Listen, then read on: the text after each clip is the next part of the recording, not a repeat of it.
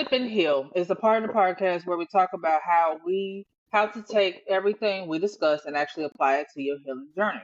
Healing through spiritual growth isn't just about knowing what to do, it's about embracing the process and making it part of your daily life. Grab your tea, settle in, and let's sip and heal together. Your healing is yours alone. There's no right way to grow spiritually. Trust your own path and listen to your inner guidance. Your spiritual path is yours. There's no right way to heal, and no one can tell you exactly how to connect with your higher self. Whether you find peace through meditation, prayer, journaling, or connecting with nature, trust that your journey is unfolding exactly as it's meant to. How have you came to terms with that this spiritual journey is yours and you can only do it your way? Again, going back to your thoughts create your reality. I realize that no one can really Mhm. control my life. I'm the only one that has control over my life. And when we realize how powerful we are, and the Bible says, if you believe enough, you can move a mountain. I'm like, what? But I'm starting to realize, like, our thoughts How really powerful. are what, and what really, because I'm trying to think of something. Yeah, our thoughts really do shape our reality because our mind is like literally our soul is connected to the spiritual realm, and Mhm. all the thoughts you have really connect with vibrations. And so one thing we need to understand is our souls are connected to the spiritual realm, and our thoughts really do play a part in where we go when we die, how we treat people, because God looks at the heart. He looks at how you really feel. He doesn't look at the physical. He looks at your heart. He says, you're not of this world. Meaning like our soul, like it's not about the physical things. It's really about your soul and your soul's journey. And I'm realizing that we all have a choice to do right. And it's really up to us to choose the right path. And yeah, that's pretty much what's how it sums it up for me. Yeah, we all have a choice. I mean, we're not, no one can hold your hand. And the way we do it, yep. Yeah. I think like for me, I think a lot of our programming is like group thinking. It's like we gotta do things together and as a group and to have people who agree with it and see that it's okay. But what I've realized, like your spiritual journey is yours alone, and that is it. Right. There is no group thinking. I mean, it is, but it isn't. It's Hmm. mainly like what is best for you and your spirit, and that is it and Right. what it is that you chose for your journey, Hmm. before you reincarnated on earth. And Right. so for me, I'm still struggling with this because I wanted my spiritual journey to look like anybody else's. And the hard part for me is that it doesn't look like anybody else's because it's mine alone and I have a rare journey. I like to have a point of reference to help me know what's going to be next on my journey but my journey is so rare that I will not know what's next, and I have to just trust my guides will hold my hand on the path. I'm a person that needs certainty in my life because my childhood was chaotic and uncertain, and uncertainty is a big red flag for me.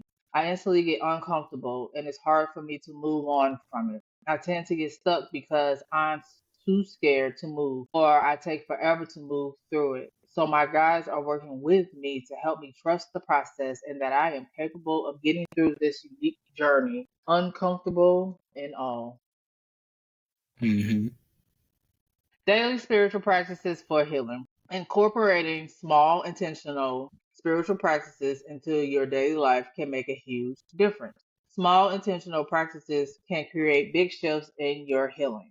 Maybe that's starting your morning with deep breaths and gratitude, pulling an oracle card for guidance, or taking 5 minutes to sit in silence and check in with yourself.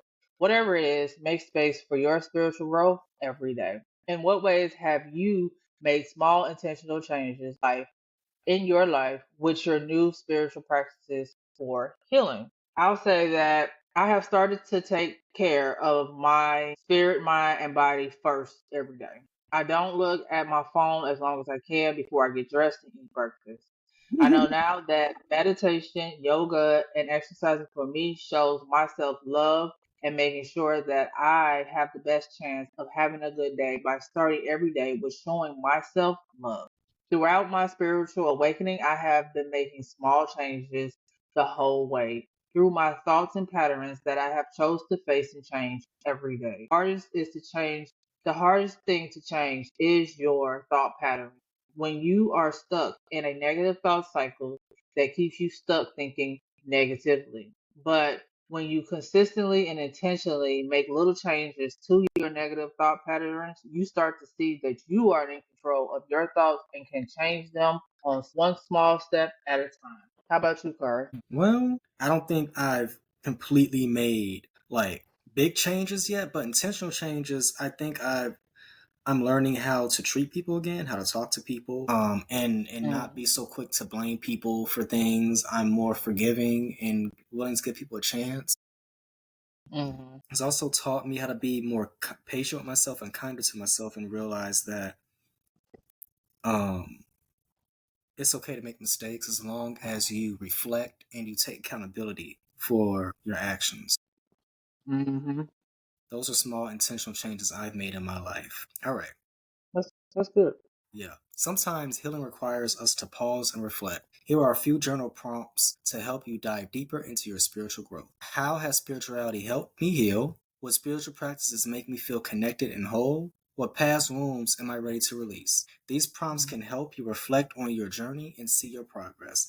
Now, I want you to think about this. What's one spiritual practice that has helped you the most in your healing journey? Take a moment to reflect, and if you feel called, share your thoughts with us in the comments or on social media. What's one spiritual practice that has helped me the most? Spiritual practice.